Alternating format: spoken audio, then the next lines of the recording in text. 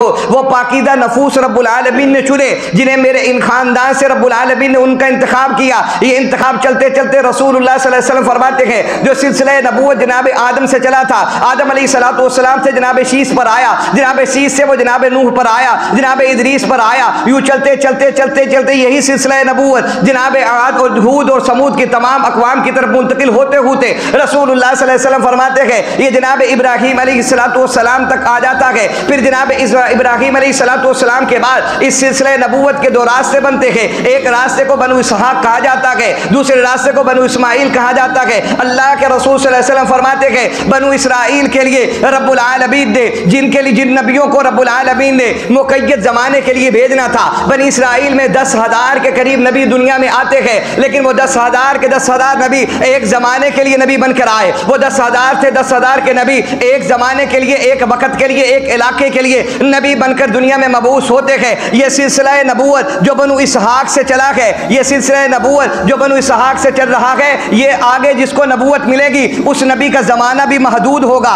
اس نبی کا زمانہ بھی محدود ہوگا، وقت بھی محدود ہوگا، علاقہ بھی محدود ہوگا۔ لیکن اگر اس سلسلے سے بھیجا جاتا تو آگے چل کر زمانہ محدود تھا، آگے چل کر علاقہ بھی محدود تھا، لیکن رب العالمین کا فیصلہ یہ تھا کہ محبوب سارے نبی زمانوں کی قید کے ساتھ بھیجے جائیں گے، سارے نبی علاقوں کی قید کے ساتھ بھیجے جائیں گے، سارے نبی اوقات کی قید کے ساتھ بھیجے جائیں گے۔ میں آپ کو آخری رسول بنا کر بھیج رہا ہوں، آپ کو خاتم النبیین بنا کر بھیج رہا ہوں۔ اب جب تک آپ رہیں گے کائنات میں جتنے زمانے ہوں گے وہ آپ کے ہوں گے، کائنات کے جتنے اوقات ہوں گے وہ آپ کے ہوں گے۔ اے محبوب آپ کی نبوت اور رسالت کو ہم اتنا لمبا اور وسیع کر دیں گے کہ مشرق سے لے کر مغرب تک، شمال سے لے کر جنوب تک، جہاں جہاں پر خدائی نظر آئے گی وہیں وہیں پر آپ کی مصطفائی نظر آئے گی۔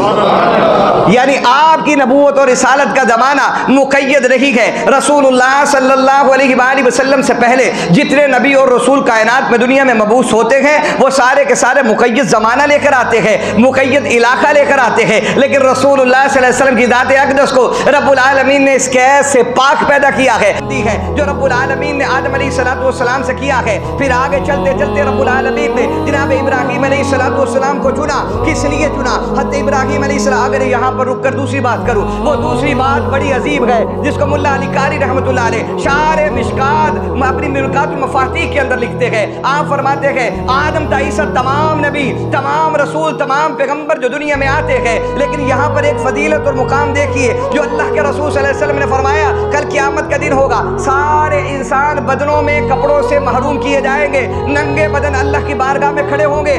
رسول اللہ صلی اللہ علیہ وسلم فرماتے ہیں سب سے پہلے یوم محشر جس کو جبہ اور کپڑے پہنائے جائیں گے وہ کون ہوں گے؟ جناب ابراہیم علیہ السلام، ابراہیم علیہ السلام ہوں گے۔ وہ کس لیے؟ حضرت ابراہیم علیہ السلام کیوں ہوں گے؟ حضرت ابراہیم علیہ السلام سے پہلے بھی نبی اور رسول دنیا میں گزرے گئے۔ حضرت ابراہیم کو کوئی نئی کتاب اللہ نے عطا نہیں کی، نئی شریعت حضرت ابراہیم کو عطا نہیں کی گئی، نہ تورات انہیں دی، نہ زبور انہیں دی، نہ انجیل انہیں ملی، یعنی اور صحیفوں میں تو صحیفے ملے لیکن کتاب نہیں ملی۔ لیکن ابراہیم علیہ السلام کی عظمت و شان کیوں اتنی بلند ہے کہ سب سے پہلے کپڑے یوم محشر جس بدن میں پڑیں گے رسول اللہ صلی اللہ علیہ وسلم فرماتے ہیں وہ میرے جد امجد ابراہیم علیہ السلام ہوں گے۔ پھر اس سے بعد آگے بڑھ کر دیکھیے رسول اللہ معراج کی شب آسمان کی سیڑھیاں چڑھتے چلے جا رکھے گئے، 7ویں آسمان سے پہلے نیچے حضرت ابراہیم علیہ السلام سے ملتے ہیں۔ اللہ کے رسول صلی اللہ علیہ وسلم فرماتے ہیں سارے نبی، سارے رسول معراج کی شب میرے استقبال کے لیے کھڑے ہیں۔ اللہ کے رسول صلی اللہ علیہ وسلم فرماتے ہیں انا ثمرۃ بدعائی جدی ابراہیم، میں دنیا میں آیا ہوں اپنے جد امجد ابراہیم علیہ السلام کی دعا کا ثمرہ بن کر۔ میں یہ عرض کرنا چاہتا ہوں، ملا علی قاری رحمۃ اللہ علیہ لکھتے ہیں سارے نبیوں اور رسولوں میں رسول اللہ سب سے بلند و بالا ہے۔ آپ علیہ السلام کے بعد جناب ابراہیم علیہ السلام سب سے زیادہ عظمت و بالغ ہے۔ وہ کیوں ہے؟ وہ کس لیے ہے؟ وہ اس لیے ہے کہ ابراہیم علیہ السلام رسول اللہ صلی اللہ علیہ وسلم کے ساتھ تعلق رکھتے ہیں۔ حضرت ابراہیم کا تعلق ہے اللہ کے حبیب صلی اللہ علیہ وسلم کے ساتھ، اور وہ گہرا تعلق ہے جس گہرے تعلق کی بنیاد پر رب العالمین نے اب یہاں پر رک کر یہ سوچئے کہ جس نبی کی عظمت و شان، جس نبی کی نسبت کی وجہ سے انبیاء کو فضیلتیں ملے، اس نبی کے امتی اگر اس نبی کو اپنائیں گے تو ہمیں کیا ملے گا یار؟ یعنی جس نبی کی نسبت سے انبیاء کو عروج مل رہا ہے، اس نبی کی عظمت و شان کو سامنے رکھتے ہوئے اگر ہم زندگی اپنائیں تو ہمیں رب العالمین کیا دے گا؟ ساتھ ہوگا۔ اللہ کے رسول صلی اللہ علیہ وسلم فرماتے میرا انتخاب خدا بندی ہے۔ اور اگر اس عنوان کو تھوڑا اور کھولوں تو بات آگے اور پیاری ہو جائے گی۔ وہ پیاری بات بھی آپ کو سنانے لگا ہوں جس کا حوالہ سیرت حلبیہ میں موجود ہے۔ یا اللہ کے رسول صلی اللہ علیہ وسلم فرماتے ہیں میرا انتخاب خدا بندی ہے۔ سیرت حلبیہ میں اللہ کے رسول صلی اللہ علیہ وسلم کا فرمان موجود ہے۔ آپ فرماتے ہیں نہ صرف میرا انتخاب خدا بندی ہے بلکہ میرے سارے صحابہ کا انتخاب بھی انتخاب خدا بندی ہے کہ اللہ نے انہیں بھی چنا ہے۔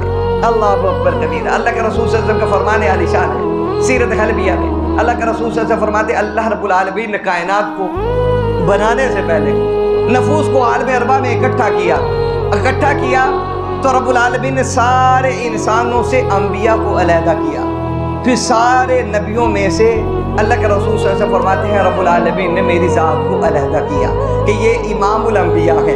سارے نبی ہیں، یہ امام الانبیاء ہے، یہ امام الرسل ہے، یہ خاتم الانبیاء صلی اللہ علیہ وآلہ وسلم ہے۔ رسول اللہ صلی اللہ علیہ وسلم فرماتے ہیں سارے نبیوں سارے رسولوں میں سے مجھے علیحدہ کیا۔ جب سارے نبیوں کے نفوس علیحدہ کر لیے تو پھر الہ العالمین نے ان تمام بچ جانے والے لوگوں میں سے چند لوگوں کو اٹھایا، انہیں علیحدہ کیا۔ فرشتوں نے پوچھا الہ العالمین نبیوں کے بعد اب کنہیں علیحدہ کر رہے ہیں؟ رب العالمین نے فرمایا یہ وہ لوگ ہیں جو میرے حبیب جناب محمد الرسول اللہ صلی اللہ علیہ وآلہ وسلم کے صحابہ بنیں گے۔ وہ صحابہ کی فضیلت اس حدیث مبارکہ کے اس حصے میں آ گئی۔ اللہ کے رسول فرماتے پھر چوتھی مرتبہ انتخاب کیا گیا۔ پہلی مرتبہ سارے انسانوں سے نبیوں کو چنا، دوسری مرتبہ سارے نبیوں سے مجھ کو چنا، تیسری مرتبہ پھر سارے انسانوں سے رب العالمین نے اصحاب محمد صلی اللہ علیہ وآلہ وسلم کا انتخاب کیا۔ چوتھی مرتبہ اللہ کے رسول صلی اللہ علیہ وسلم فرماتے گئے پھر بچ جانے والوں میں سے رب العالمین نے انتخاب کیا۔ تو ایمان والوں سبحان اللہ ضرور کہیے گا اتنا بڑا اعزاز ہمیں ملا ہے جب چوتھی مرتبہ اللہ نے کچھ نفوس کو اٹھایا، علیحدہ کر دیا۔ فرشتوں نے پوچھا ربا نبی بھی علیحدہ ہو چکے، امام الانبیاء بھی علیحدہ ہو چکے، اصحاب محمد بھی علیحدہ ہو چکے، اب کون بچے گئے جنہیں تو علیحدہ کر رہا ہے؟ رب العالمین فرماتے ہیں فرشتوں سنو یہ میرے پیارے حبیب صلی اللہ علیہ وسلم کے امتی ہوں گے۔ یہ امت بھی منتخب شدہ ہے، یہ امت بھی منتخب شدہ ہے۔ وہ